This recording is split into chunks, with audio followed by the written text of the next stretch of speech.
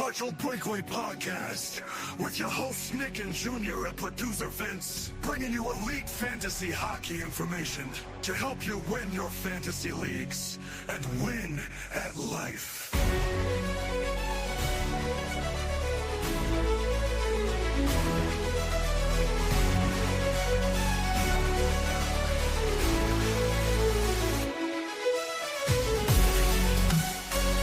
Episode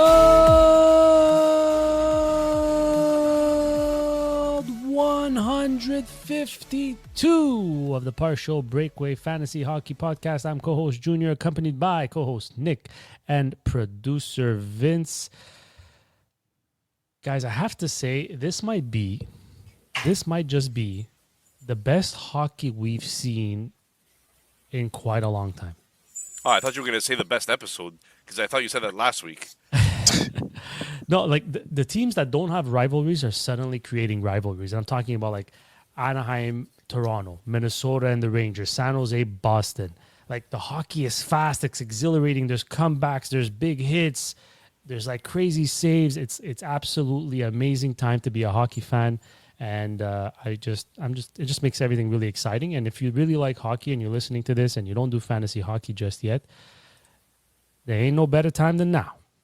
I mean, if you're listening to this and you don't do fantasy hockey, I have no idea. You pressed the wrong button on the search bar. Maybe you're looking for some other type of fantasy. You might be a little bit lost. But we appreciate it. But Nick, stop it. But we appreciate it. We appreciate the listen. And, the boys here have mentioned a few times of some streaking going on. And maybe that's a different kind of fantasy you're looking for, you know? It's just not... This is fantasy hockey here. So, yeah, I'll just leave it at that. Yeah, you want to reemphasize that one more time in case? Fantasy hockey, you know? It's Partial Breakaway Podcast, fantasy hockey. Also, 66% of you that listen are actually not following us on YouTube. So if you want to go over there and click the quick follow button, it would really help out the show a lot. And we do appreciate those of you that have done it. Also, another thing is, guys, we bring up a bunch of discussions on this podcast. We want to make this as interactive as humanly possible. So if you guys don't mind commenting on some of these episodes and giving us your feedback, I think, Junior, we had a few nice ones last week, if I'm not mistaken. Yeah, our questions of the day were pretty successful, I have to say. We didn't do one every day. Maybe we should have. But the mystery player the Montreal Canadiens were after generated a lot of attention. In fact, we got like 42 comments on that, which is great for us. The Jacob Fowler one also generated some attention. And we had another question on Lafreniere as well. All topics that we're going to discuss this week in the Odd Man Rush. I mean, we asked for your take. Now you're going to hear ours.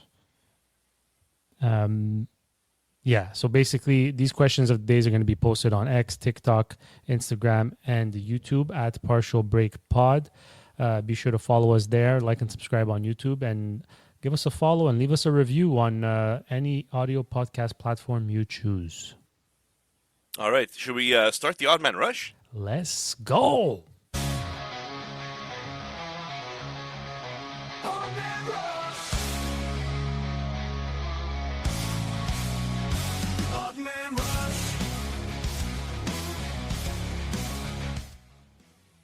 All right, let's start it with the 5-game suspension of Radko Gudas. Before I continue, let me remind you all that this is the Odd Man Rush, where we take news, notes, and trends of the NHL and turn them into 30-second takes. You just got excited last there. 3 minutes. I did. I feel like this is going to be a good Odd Man Rush. This segment is sponsored by Sportira. You can visit the website at www.sportira.com for all your apparel and team uniform needs. Give them a follow on Instagram at sportira.apparel. All right, like I said, we start with the 5-game suspension of Radko Gudas for that kneeing incident on Austin Matthews, who we know now is out for the season with a tear in his MCL and quad contusion. So the question was going to be, does Matthews play another game this year? But we know he won't. But the question is, what did you guys make of the hit? And was that potentially his last game as a Leaf? Let's start with you, Vince. Wow, that went dark really fast. Like, the hit on Matthews. Listen, it was a dirty hit. It was he stuck out the leg. It was intentional for him to hit some part of Matthew. It was intentional to hit exactly the knee. No, but he stuck out his knee. It was intentional. Um, we see how deep the problems go into Toronto with the reaction of Matthews getting hit. Like after he got hit, now what? Like I don't care who it is. It could be Andre the Giant that hit him. Someone needs to go and just at least bear hug him or something. But no one even went close to him. He walked out with his misconduct. Like it was just ridiculous. Your captain, you're the superstar of your team, gets hit, a dirty hit, and there's no reaction from the players. I think that's the more worrisome part than the suspension. I don't talk about suspensions in the NHL because I do think they're ridiculous. I think for you to have an enforcer who's in charge of an ex-enforcer to be in charge of discipline, I think is just bad news. It makes no sense to me. So I think some of the suspensions this year have been ridiculous and deserved either more or less. Like you don't even know how much someone's gonna get when something like this happens. So, um, but yeah, I feel the reaction of Toronto worried me a lot. Do I think it's Matthews' last game? No. Do I think Matthews is going to resign with Toronto after 2 years? I'm questioning it. Did they have 2 years? You know how we always said Edmonton has 2 years to prove to McDavid that they're going to do something. I think Toronto is in the same boat with Matthews. I don't think Matthews is in love with Toronto. Uh, I don't think he's a John Tavares. You know, like the I'll take a discount to be in Toronto. Sleeps in his Leafs pajamas. Leafs pajamas. I believe they have 2 years to prove to Austin Matthews that they're competing, and if not, I don't think he'll be resigning with them. Well, Vince's 30-second take went way over 3 minutes there, It's but about Toronto. I'm gonna leave the suspension part out of it. I'm gonna leave the Gudas part out of it. Obviously, nobody wants to see an injury of this type to this caliber player. Whether you're a Leaf fan and you want a tank or not, but in the end, this does kind of help their tanking moving forward. It gives a significant bump to Tavares fantasy wise, and this is a fantasy podcast, so I'm going to stick to how this helps. And Tavares is going to see a bump fantasy wise. William Nylander and Matthew Knies have actually been doing pretty well the last couple of games. I was a little bit worried about them without a Matthews there centering the Knies line. We have Bo Gru, who's been coming in and actually looking pretty decent as a player. Two goals tonight. Hopefully they continue giving him a chance and an opportunity now that there's a little bit less depth in that center role. Morgan Riley with a goal, which is surprising. So, look, moving forward, Toronto wants to get down on the bottom, better chances at the lottery, and to keep their own pick, and they have to make sure that they're within those five bottom spots in order to keep their own pick. So it's going to be tough to get there. We'll see. I know a lot of Toronto fans that are friends of ours. They think they're going to just end up with the number 6 pick and give it to Boston. So that's just the way Toronto goes sometimes. But wishing the best for Matthews. I think, I mean, it was a long time ago. It feels like it was a long time ago right now, but Kadri is the type of player that would have been nice having in a situation like that. He always finished his checks. He always made sure to pass the message down. He wasn't the biggest. He wasn't the toughest, but he was a guy who cared about the logo, who cared about the aggressive play, and I feel like that's something that the Leafs have been missing quite a bit as of late. I think that might go down as one of the biggest mistakes they've done since they've had this nucleus of players, this core, if you will, and he was on such a good contract too at the time. I think when they look back at it, they might think that was one of their biggest mistakes. Moving on, Jacob Fowler. He got called up this week, steals a win for the Habs versus the rival Senators. He's currently in a 3-3 tie as we speak versus the Ducks. Is he the second coming of Patrick Roy, or does he still need time to season, Nick? This was the question of the day on our social medias this week, and a lot of people are being cautious. Basically, the summary of the comments were just, he might be, but let's just let him take his time to get there. Nick, how do you feel about Jacob Fowler? Basically, what this means also is like the reason Patrick Roy was mentioned and Nick mentioned Patrick Roy is just because the Canadiens are having big-time goaltending problems, and Jacob Fowler might be the solution. And can he go on a crazy playoff run to help the Canadiens? Go ahead, Nick. So this is not going to be a very popular take for Montreal Canadiens fans, and I might get some heat for this, but I don't think Jacob Fowler is necessarily ready right now. He comes up with a big save at the big times during a game, and I will absolutely give him that. And he looks good in 1, 2, or 3 game sample sizes. But the fact of the matter is that he's not going to consistently. I believe he's not going to be consistently good in the NHL right now as a 21-year-old goaltender. And that consistency could hurt us when it comes to playoffs, especially if a lot of people are talking about him potentially being the number 1 starter in the playoffs, which I did hear some people say that already.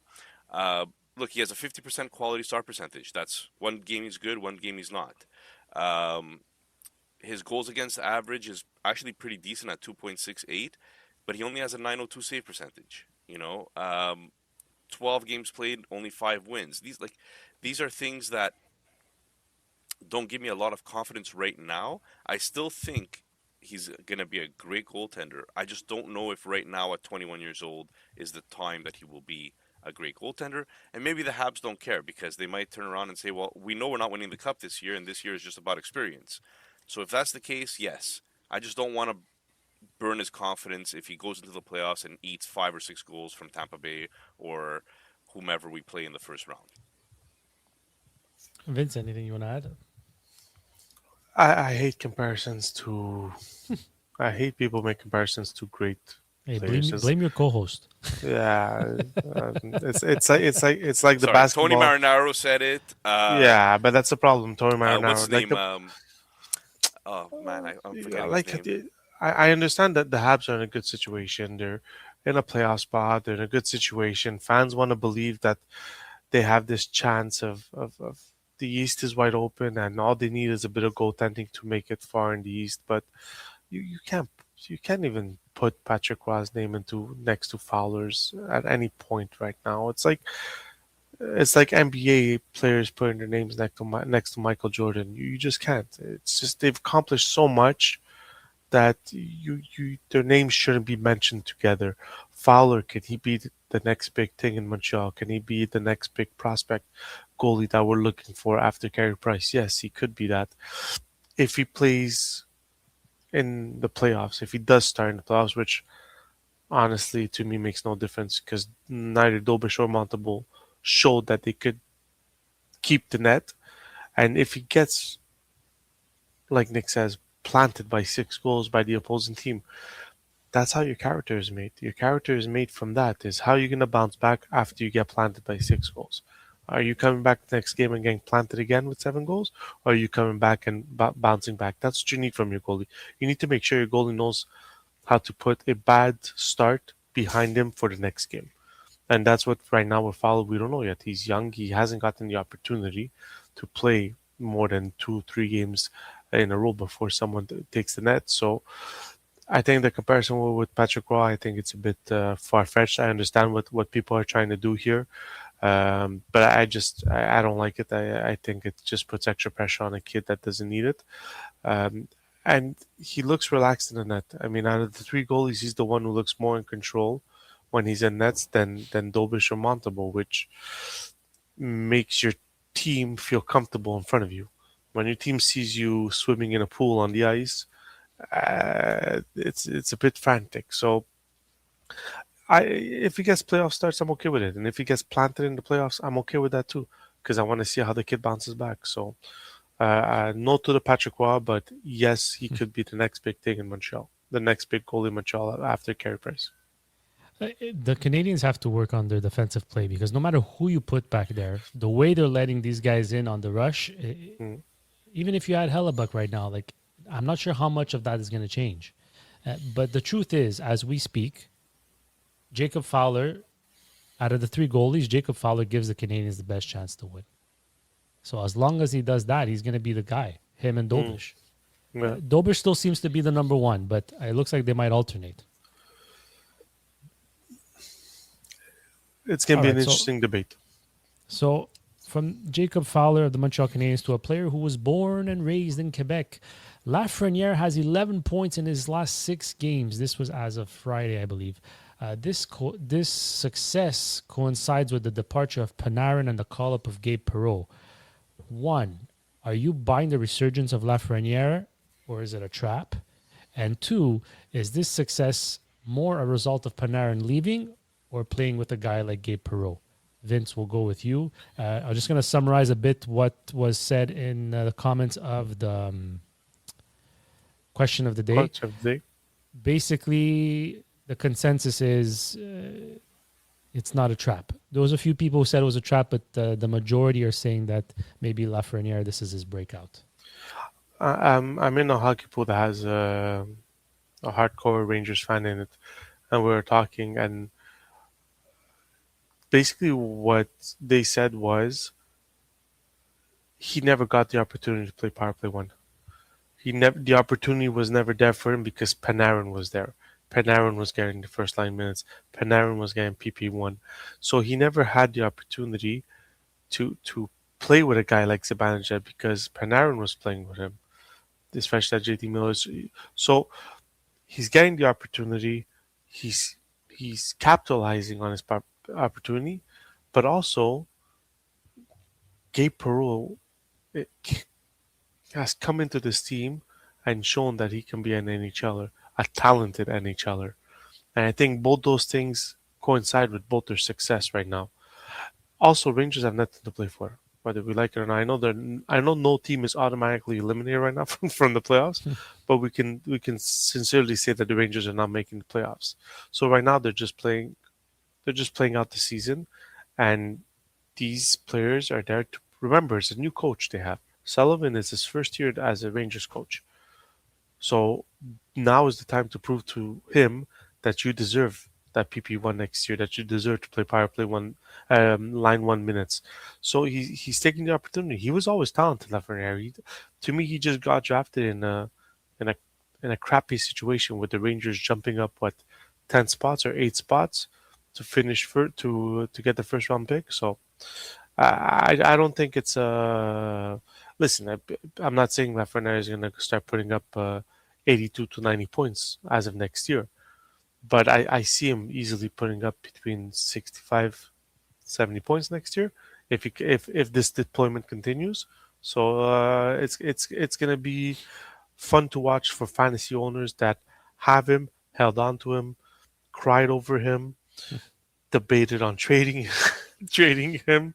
And for the salary cap owners that at 7.4, we can all admit he wasn't worth that salary fantasy point wise. So it will be interesting to see what he does next year. Nick, I know you was in trade talks when you were trying to trade McKinnon. So was Gabe Perreault. So what's your take on this stuff? Yes, well, before the trade talks on McKinnon, there was also an LPHL trade where I traded away Hellebuck for Blackwood and Lafreniere. And I think the important part is, if you take a look at Lafreniere, remember we said that we give him up to age 24. At least my thing is the age 24 season. If he ends up doing well, there's a reason why I picked that age. It's because that's the latest sometimes that people break out. 24 up to 25 years old. And it seems that he might be one of those late bloomers that comes in and like we said, maybe it's power play time. Maybe it's the fact that he's blocking more. I don't know if you guys noticed this, but he has almost double the amount of blocks than he did last year. He has less shots than he had last year. But Lafreniere has always been a little bit of a playmaker as well. He has that playmaking acumen to his game. And before, it was always Panarin doing it. So now it's kind of a little bit more pressure is put on him, and he seems to be responding well because now the team seems to be his team as much as it is some of the younger guys that are coming. One key thing that I wanted to mention is that you guys mentioned, is he going to be worth it for $7.5 million? With the cap going up, $7.5 million is very worth it. Especially if he could reach that 70-point mark, right? If you take 70 points and you divide it by 7.5, it gives you a 9.3. You could compare that to other guys that are making a lot more money, and it's relatively similar production per dollar spent, right? And that's a cool way. Commissioner Batista from LPHL did this. From Pebble League did this. Basically, you take the guy's salary and you divide it by the amount of points that he had, and it comes up with a number. And then you can compare that number to see how worth it is with all the other players in the league. And you notice sometimes that guys that maybe have a better salary, like a lower salary, like a Suzuki, for example, if he puts up 90 points like he might this year, maybe it's even better having him than 100-point that's making $11 million, for example. So it's just a cool way to kind of look at that aspect of things. 7 points in his last 4 games. Just to touch on Perreault. Perreault is somebody I've always been interested in, and I made it very clear in my negotiations that I want him part of the package of any trade that I make. So yes, I believe in Perreault. I don't know if Perreault is going to be more than a 70-point player in his career. I don't think he will. But right now he's showing like he's going to be a real NHLer and be a fantasy asset to teams. So I'm looking forward to see how his career develops. Well, our one rule with rookies is if they can hit the 45, 50-point mark on their rookie seasons, it's usually a telling sign of what they can be. And he's currently pacing for 45 points. And he didn't start the year with the Rangers. So that's a good sign. As for Lafreniere, when someone's that skilled, I feel like you need to have the puck on your stick often, right? Like when Panarin was there and he's not getting power play 1, everything's always going through Panarin. So now I just feel like he's more involved. Like you said, the block shots, that's probably because he's more engaged. He's more involved. He's getting the puck. He's feeling good about himself, and it leads to a bit more success. Now, if it's sustainable, we'll see about that, Before we move on, Nick, you hadn't sent me a message about their teammates. So when the Rangers signed Gavrikov, we thought that, it might boost his points because he was going to be paired with Adam Fox. And here he is. He's pacing for 37 points, which should be a career best. And he's on a bit of a run as of late. You want to just touch on that quickly, Nick? I think you touched on it enough. Okay. No, he's been look. Gavrikov has always been known for his peripherals, right? So we have Gavrikov in the DPR league, which is the Dauber Prospects Report League, and we had him for his blocks, for his hits, and for his good play. I thought you were going to say good looks. His good looks, love a name Vladislav. I mean, come on, it's great. But he is at 66 games played. He's already reached 30 points. He has 13 goals. Vince, remember when we were talking about Noah Dobson the other day? Yeah. Off the podcast, and I had mentioned to you that Dobson has something like 11 goals. Yeah, 12 goals. Gavrikov has 13 goals. Wow. It's like, wow. Wow is the right word. I never thought he had it in him, but he's proving to. Now, like, is that because Fox was injured for the majority of the year, so he took on more? But it's a good sign either way. Another good sign is Jimmy Snuggerud, coming off a wrist injury, has 10 points in his last 6 games. How good can he really be, Vince? He The can the be whole good. team, by the way, has been on fire. The Blues since the Yeah, deadline. because nobody wants to leave St. Louis, so they all wanted to stay.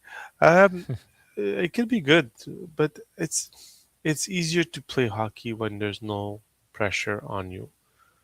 St. Louis has no pressure. They're another team who's closer to the bottom than the playoff spot. So right now their young players especially are playing with house money, so they're getting liberties that they wouldn't have been getting if they were closer to a playoff spot or during the beginning of the season when everybody thinks they can make the playoffs. Do I think he's an NHLer? 100%. Do I think he's a top six? Yes. I'm still in limbo to see what kind of player he's going to be. Is he going to be this 30 goal scorer? Or is he going to be more of a playmaker and between the 60 to 70 points, which to me is still very high right now. So, but for sure, top six. The problem with St. Louis is who's he going to play with? If they get rid of Cairo, if they get rid of Thomas, then he's playing with Dvorsky.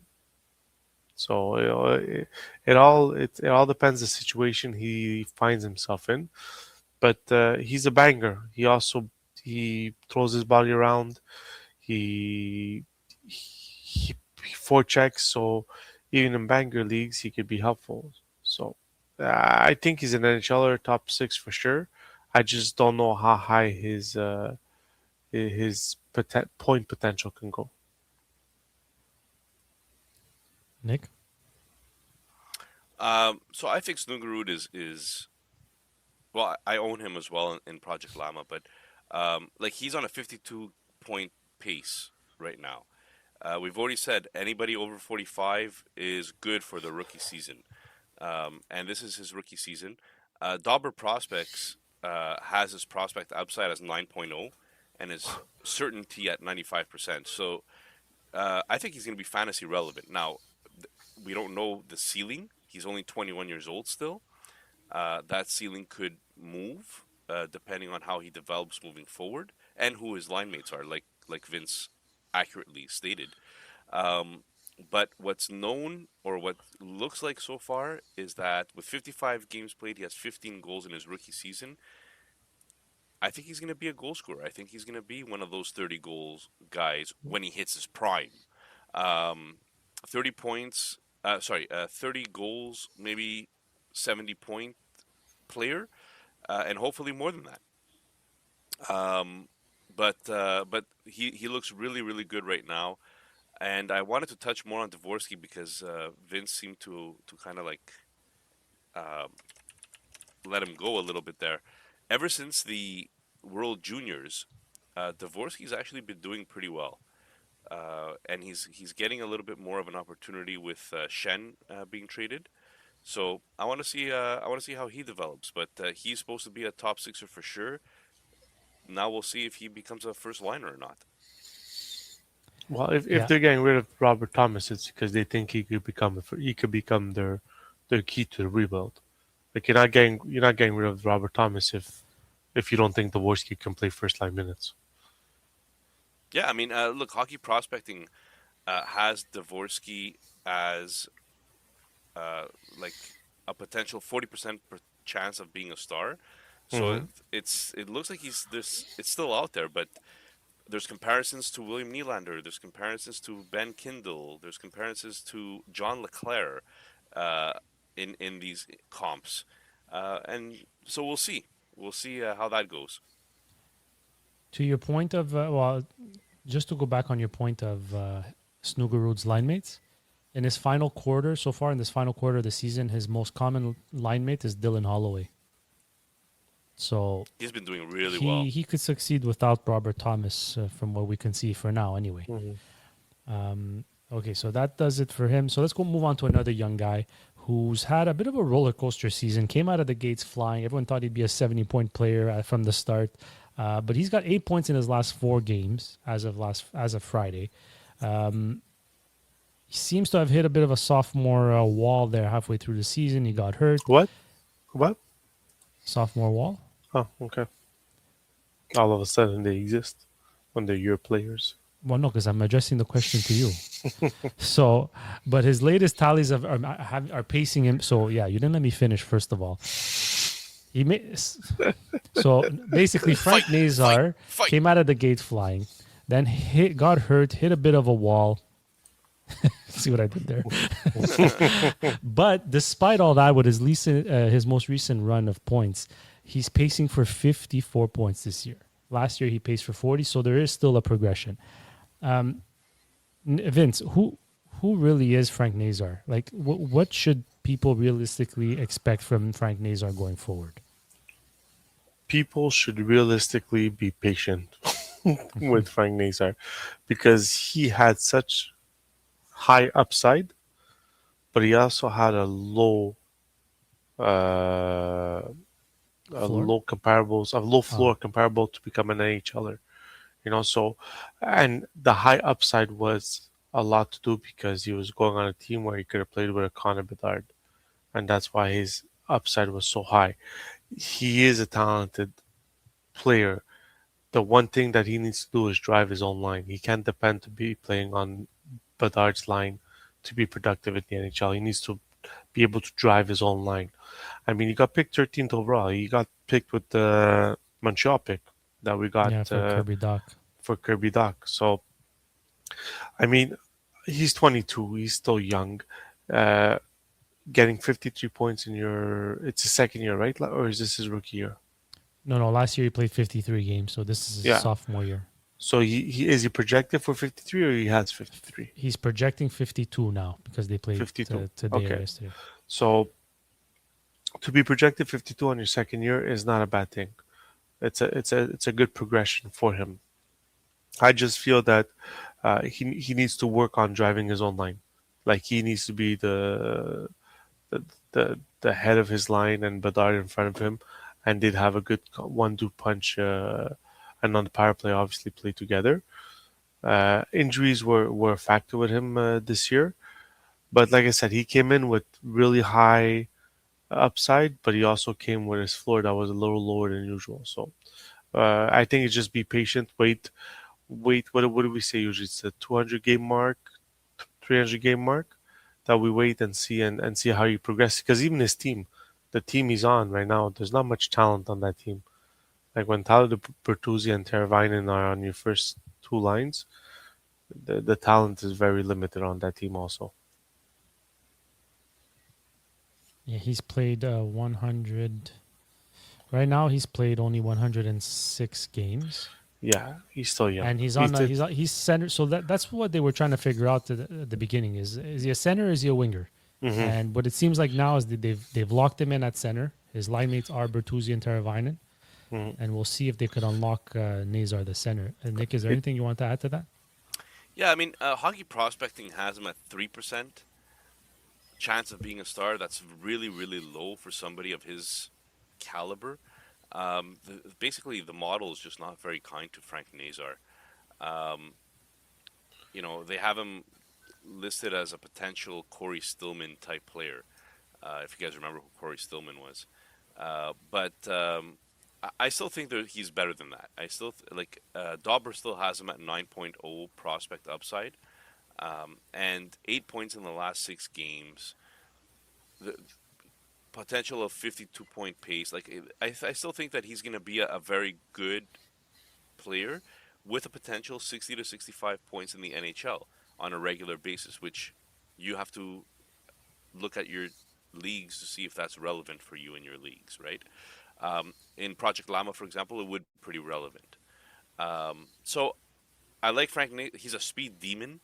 I'm just curious to see what's going to happen when Frendel comes onto this team next year. Does it push Nazar down? Does it maybe push other people to the wing? Because I don't know if you guys saw, but the TSN Craig Button came out with his list of drafted NHL players that are not in the NHL right now. They have Frendel as number 1 in that list. The other one is trying to remember. The Hockey News came out with their prospect rankings, and they had Frendel as number 1 as well. the number one guy that's out there. So I'm curious. I'm curious to see how that changes the aspects here. One thing's for sure is that Nazar, whether he's center or wing, he's going to be playing with some talented players in Chicago because they're going to be picking high again this year. So we'll see. Another player who we don't know if is a center or wing and has a bit more of a sample size was officially a healthy scratch tonight versus the Canadians, Mason McTavish. What has happened to the third overall pick, Mason McTavish? I think he was drafted, 2021, third overall pick. Nick, tell me about McTavish. Is it time to just cut ties with him? Or I know you like the age 24, and he's not quite 24. He only turned 23. So tell me about McTavish. What should the listeners know? Are we still hanging on to him? Do we still have high hopes for him? I need to find out in the past, 10 drafts, how many times the third overall pick was a bust. Oh, I can find that out for you. Keep on talking. Yeah, can you look that up as a producer? Yeah. That'd be great. Because honestly, let's be serious here. This is not his sophomore season. It's not a sophomore slump. He's been in the league for 4 years now. I think that he's still a valuable player. Guys, don't get me wrong. Anaheim fans, do not start yelling at me. I think he's a valuable player. I just don't know if fantasy-wise he's going to ever turn into a 70-point player. And that has me scared. Because he's hit 52 points before, once. That was a great year. But he's getting to his last year. I'm still going to give him a chance for another year. Maybe 2. But if he doesn't hit 65, 70 points during that time... How far you want me to go, Nick? 10 years. Okay, so in 2015, Dylan Strome, As the who, third if you overall pick. was third overall, and he's only getting in his groove once he got traded to Washington. Before that, he was oh wow, man, these third overall picks are on fire. The next one in 2016 is Pierre-Luc Dubois. Guys, I'm Also telling him, you, started it's a with real Columbus. thing. The third overall curse. That's what I'm going to call it. In 2027, this one was better. 2027 and 2017, Miro Heiskanen for Dallas. Okay. Ahead of Cale Makar. 2018, That might we be a have. curse on its own. Oh man, I don't want to do 2018. Just say it. I'm Just say skip it. 2018. You know it. No, KK. say it. Yeah, you know him. You know him too, Nick. I know. Kakanyemi. Say it. Yeah. KK. Oh crap! Third overall Look, pick, guys. 2019, 2019 Kirby Doc. Holy crap! Third overall pick, guys. Nick might be onto something. Whoever's getting third this year, do not draft him. Okay, this one not bad. 2020 Tim Stutzel. Okay, yes. That's Yeah, a hit. that was That's a solid. hit. That was a nice draft. Yeah, that was a hit. That was a very good draft. 2021 Mason McTavish.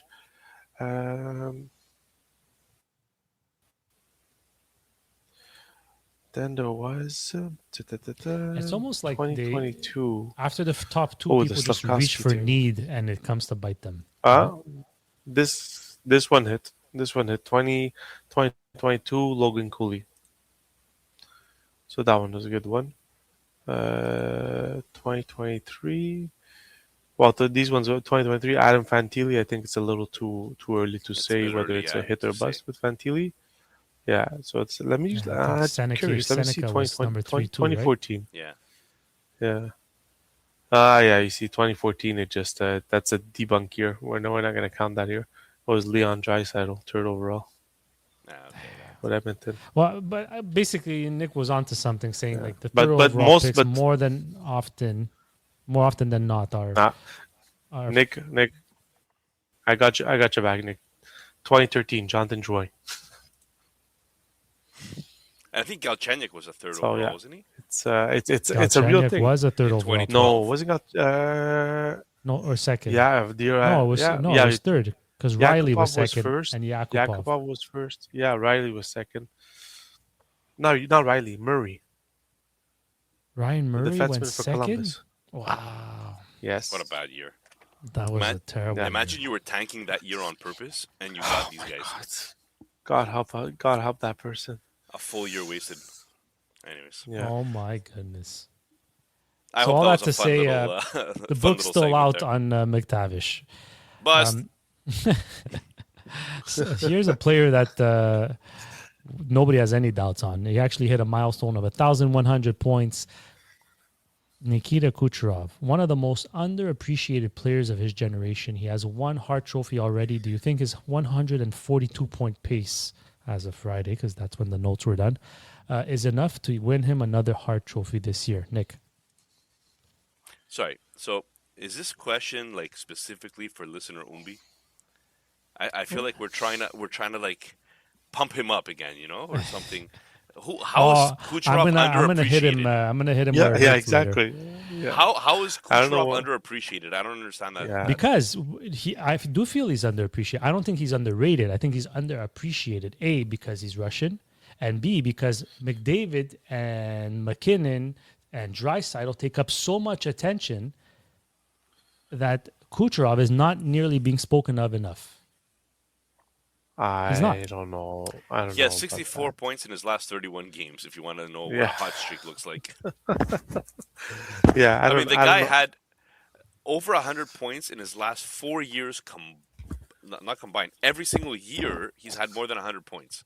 I don't know if it's like fantasy managers know this guy is not underappreciated. Yeah, Not in I- fantasy land, but no. I feel even in the NHL, I think he got voted from the players. The year he won the Hart as the the players have a vote on one of the trophies. Ted Lindsay award. Yeah, he won that one. He won that too. So, I I find it's a bit. I understand what you're trying to say, but when you play in when you're playing in the same year as a McKinnon, a McDavid, in Draisaitl, you could say you got the shit end of the stick basically, right? But he has the same But points as these guys. exactly, but he's But keeping up with that's- them. So, and like I think it was someone on the radio that was saying McKinnon only won his first Hart Trophy when he was like 29 years old, I think, or 28 years old. It was later on in his career that he won it, even though he was dominating the years before. It's just Kucherov. I don't think he's underappreciated. I think Tampa Bay goes the same way Kucherov goes. If Guys, there's only two trophies that matter. Yeah. Okay. The first trophy is the Stanley Cup. That matters. Yeah, The but it doesn't second matter when trophy- you're. It doesn't second matter when you're trophy? $18 million over the cap. The second trophy that matters is all the trophies that we give out in our mid and year-end show. Exactly. Those trophies matters. The real NHL trophies, they're all gimmicks. Like the Hart Trophy doesn't make sense every single year. So who cares?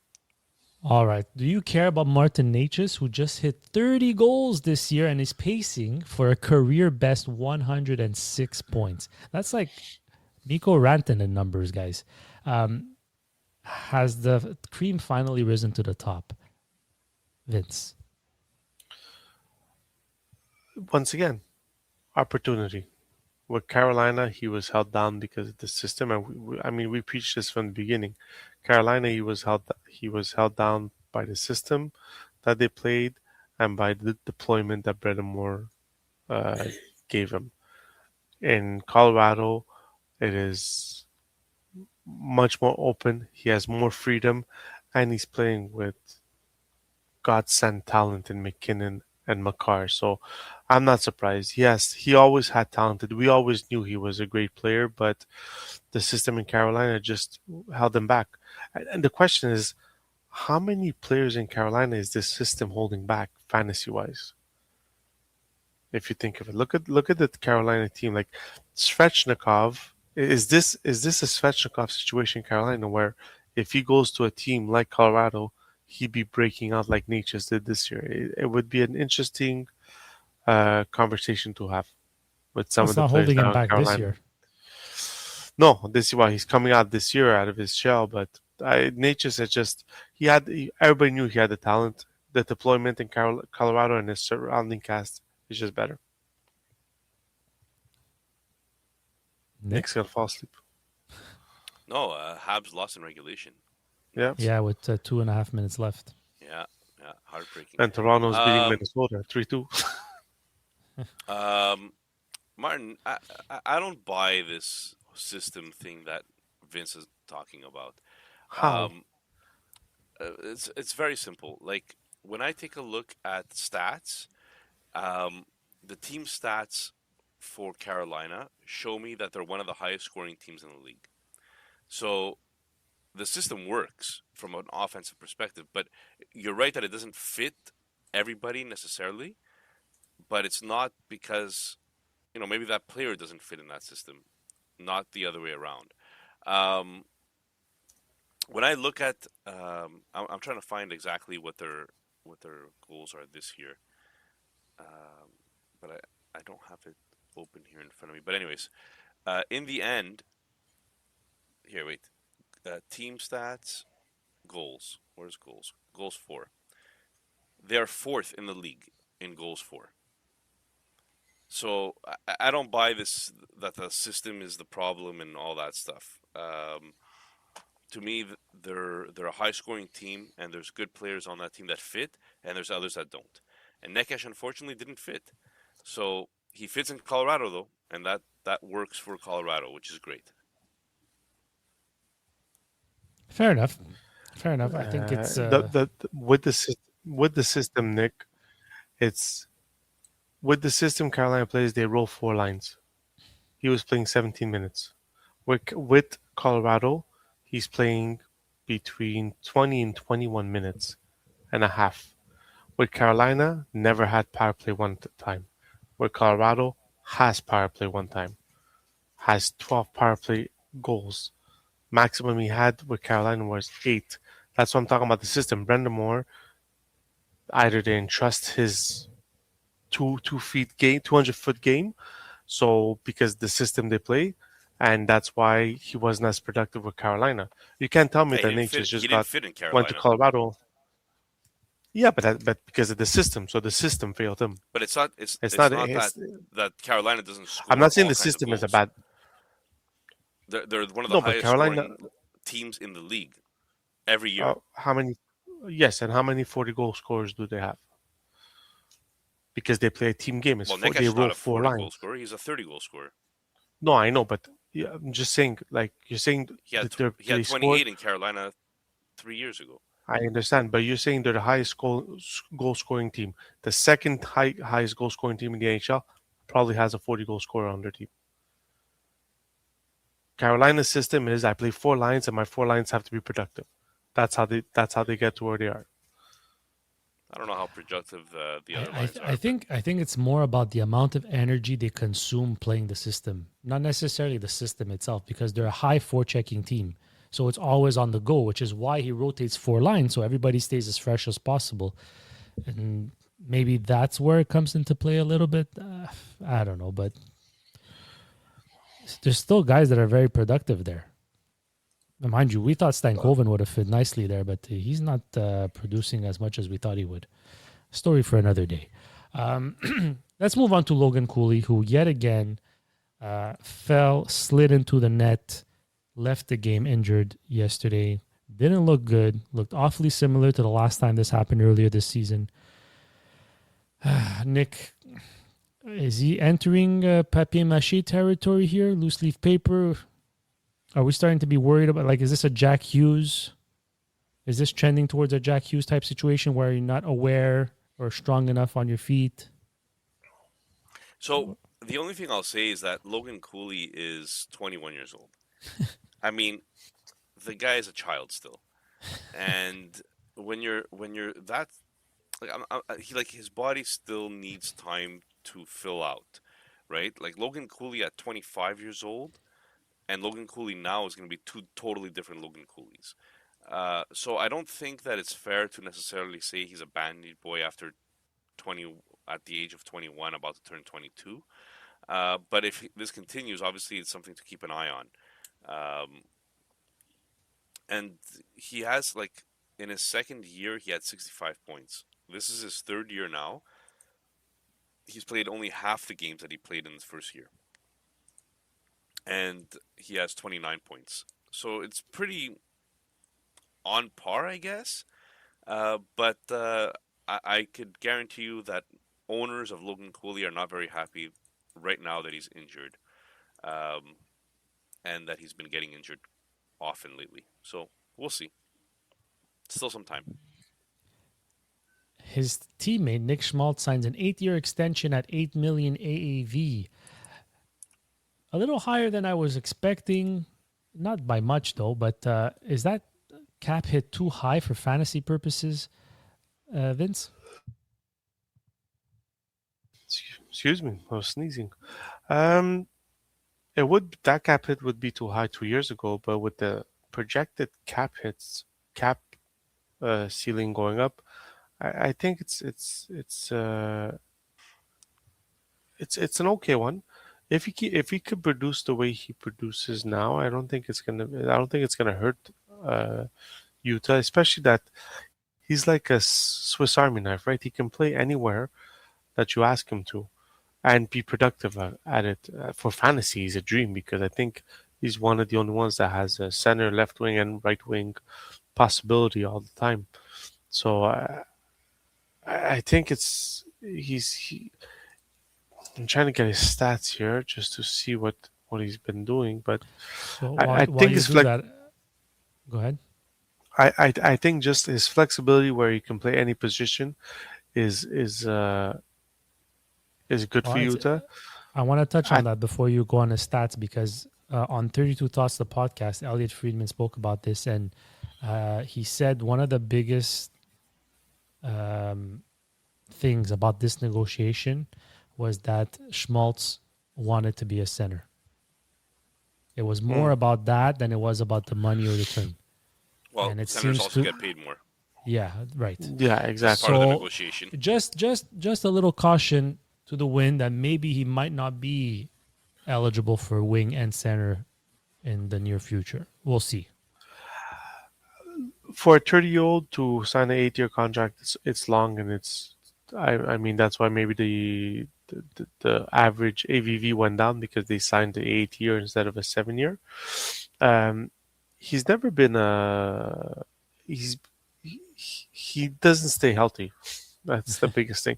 Like since he started his NHL career in Arizona, like steady in 2019, 2020.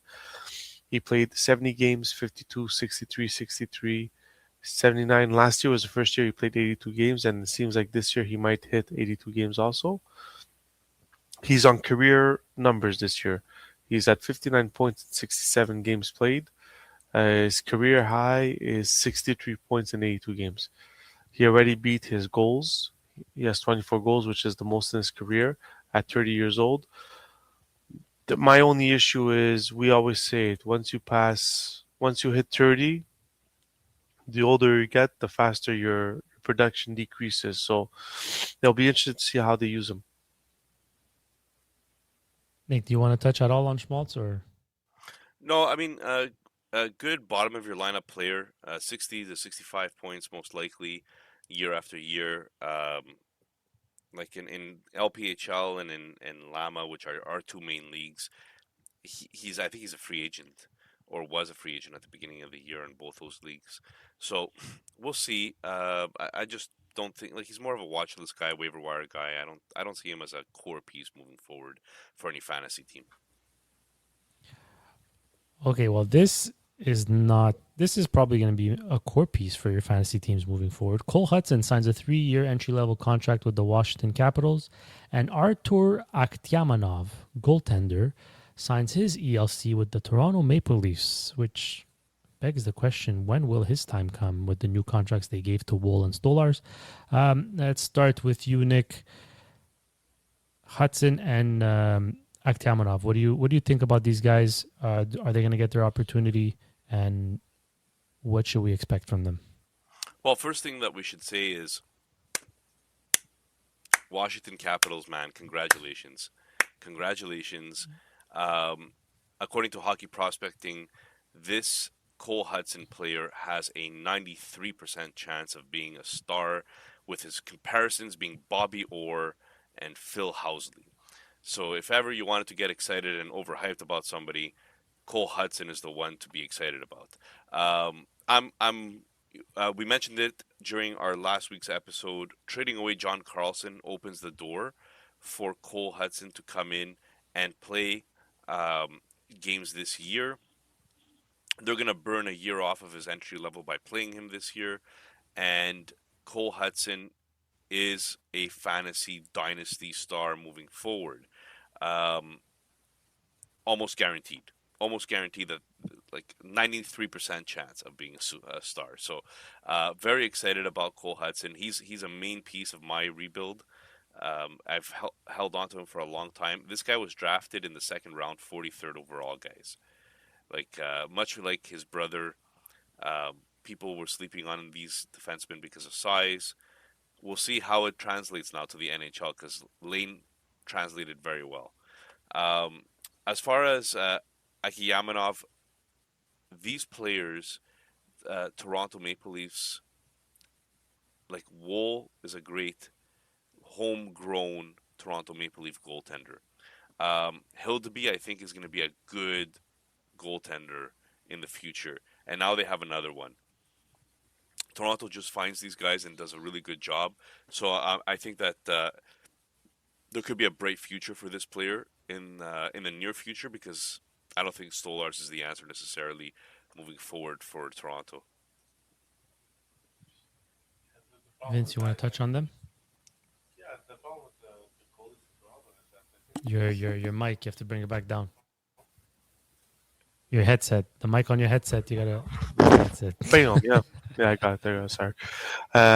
So the problem with Toronto is that they've got 3 goalies that are signed, and now they signed another one. They just Stolarz next year is starting his new contract, so I'm not sure how it's gonna work. Like Nick says, they I mean, damn, they have the goalies, but it seems every time they just want to put in nets, they forget how to play goaltender.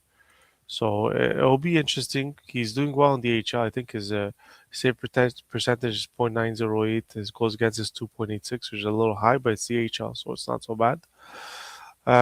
So it's a wait and see. He's 24 years old. So they all have 4 very mature goalies. So now it depends. With this signing, what does this mean? Does this mean it's one like is Wool out of the like someone has to be out? They can't just keep these 4 and have Hildeby and this guy in the AHL. It makes no sense. So someone has to be out. So who's out? It gives them options, right? I mean, Joseph Woll is on a good contract, 27 years old, $3.6 million for the next 3 years. Stolarz is on a good contract. He's 32. He's going to be making 3.75. Hildeby and Akhtamanov are both still on entry-level contracts. So Hildeby is at $840K for till 2028, 2029, and now Akhtamanov till 2029-30. So, I mean, it gives them cap flexibility for sure going forward, all depending on what they want to do in the near future here. Yeah, exactly. But it might be more of an AHL thing than an NHL thing. Yeah, maybe. Is it a 2-way contract that he signed? Do we know? It's an entry-level contract, so he can go up or down. Oh, it's an entry level. Okay.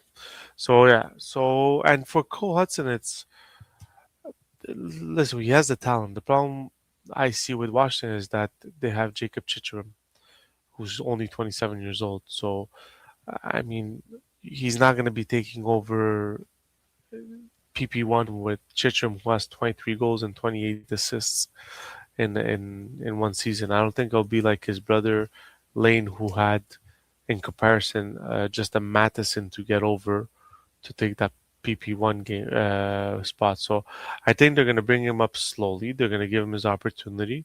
But I mean, he's proven that he can play hockey. He's proven he could be in the superstar level. I just don't think it'll be as quickly as his brother because of the people in front of him in Washington, whereas the people that Lane had in front of him weren't as competitive as the one in Washington. Are you guys worried about his dip in play this year? He went from 48 points in 39 games to 32 points in 35 games. Cole Hudson, sorry.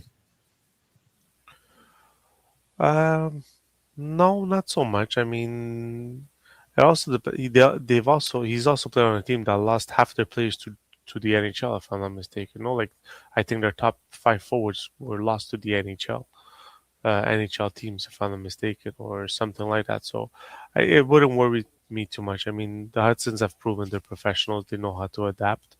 So he'll do well in Washington. He'll just have to bide his time, and when he gets the opportunity, he'll shine.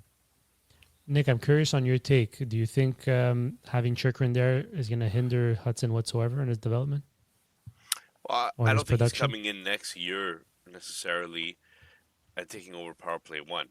I think that's something that's going to be developed within the next couple of years. Um, so I don't see a need to rush the prospect.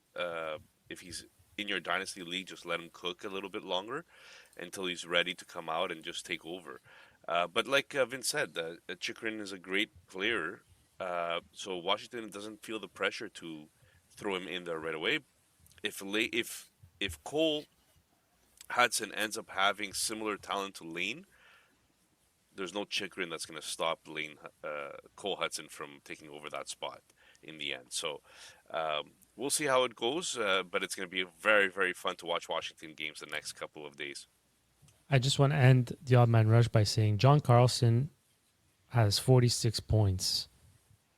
Jacob Chikrin has 51 points. They've been playing on the same team all year. There is room to have two defensemen produce at this level if they wanted to, and they often deployed both on the power play. So I wouldn't be too scared about that. I think if Cole is good enough, he's going to play. And that ends it for our Odd Man Rush. Odd Man Rush. Odd Man Rush. Now, time for our sponsor. Oh yes, I forgot about that. If Junior remembers. DraftKings Sportsbook, an official sports betting partner of the NHL, is built for the fastest game on ice. With player props and live betting, every shift, every shot, every save gives you options to get in on the game with the DraftKings Sportsbook. New customers bet just $5, and if your bet wins, you'll get $300 in bonus bets instantly. Download the DraftKings Sportsbook app and use code THPN. That's code THPN to turn $5 into $300 in bonus bets if your bet wins. In partnership with DraftKings, the crown is yours. Gambling problem? Call 1-800-GAMBLER. New York, call 877-8-HOPE-NY or text HOPE-NY. Connecticut, call 888-789-7777 or visit ccpg.org. On behalf of Burial Casino in Kansas, wager tax pass-through may apply in Illinois. 21 plus in most states. Void in Ontario. Restrictions apply. Bet must win to receive bonus bets, which expire in 7 days. Minimum odds required. For additional terms and responsible gambling resources, see dkng.co/audio. Limited time offer. Copyright 2026. NHL. All rights reserved. All right.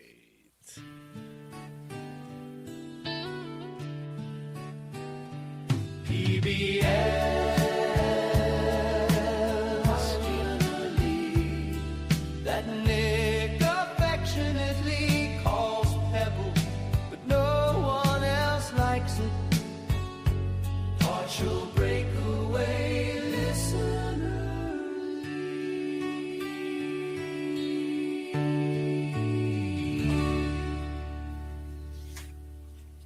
Welcome to our PBLL Listener League, Partial Breakaway Listener League. For those of you that don't know what it stands for, I will be hosting this segment today, and we are here to talk about this week's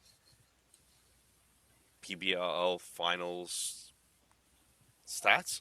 I'm going to start off with a couple of things because all of a sudden, I don't know what happened, but Lasomel was in the lead the entire week, and I just refreshed the stats right now, and all of a sudden, Listener Bats 1 comes out of nowhere and takes over for this period, and Lasomel falls to number 2, Parmigiana at number 3, Listener Bats 2 at number 4, and Yanni at number 5. That's pretty interesting, guys.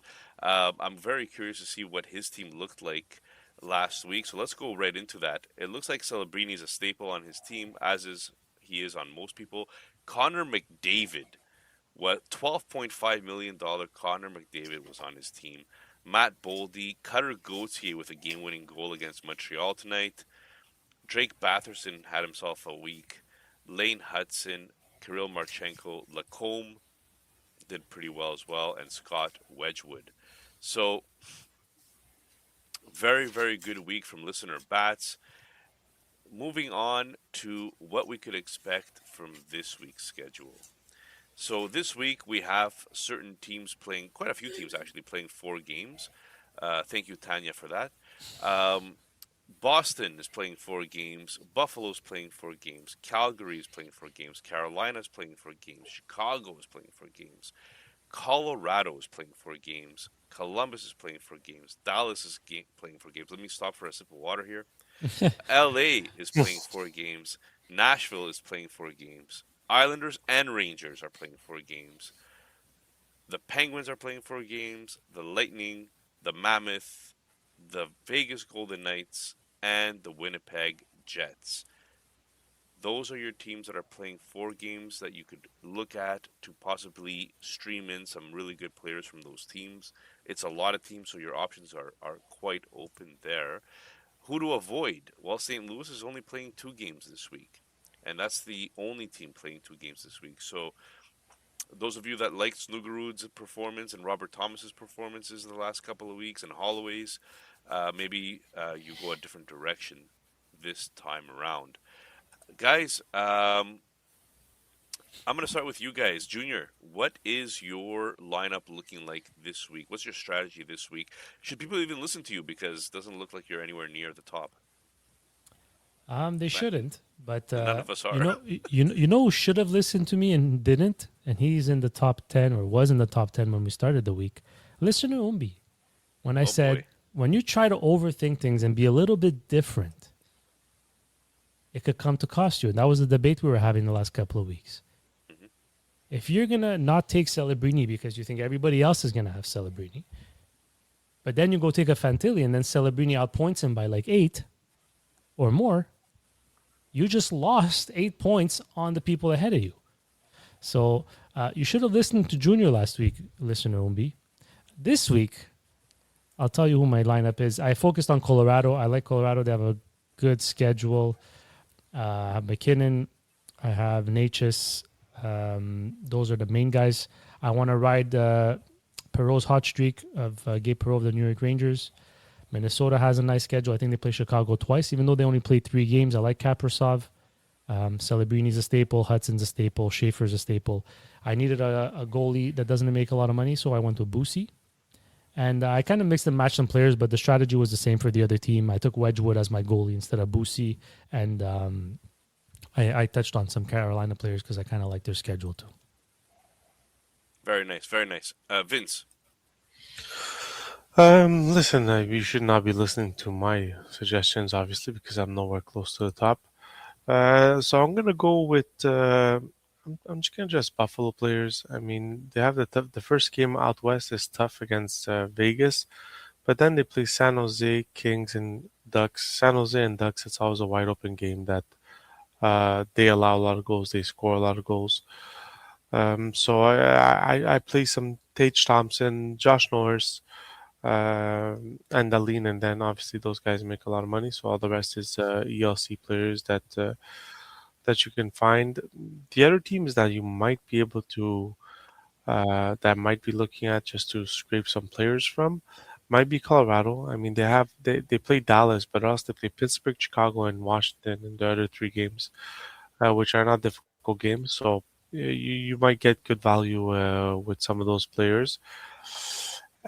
And I mean, like I said, I'm at the bottom, guys. All 3 of my teams, so it's not like you can take most of my suggestions. But right now we're there. We're at the end of the racetrack. How many guys are in contention now, Nick? Would you say, with 5 weeks left?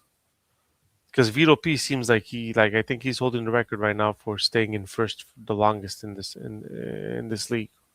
Well, Vito P is at 2,737 points.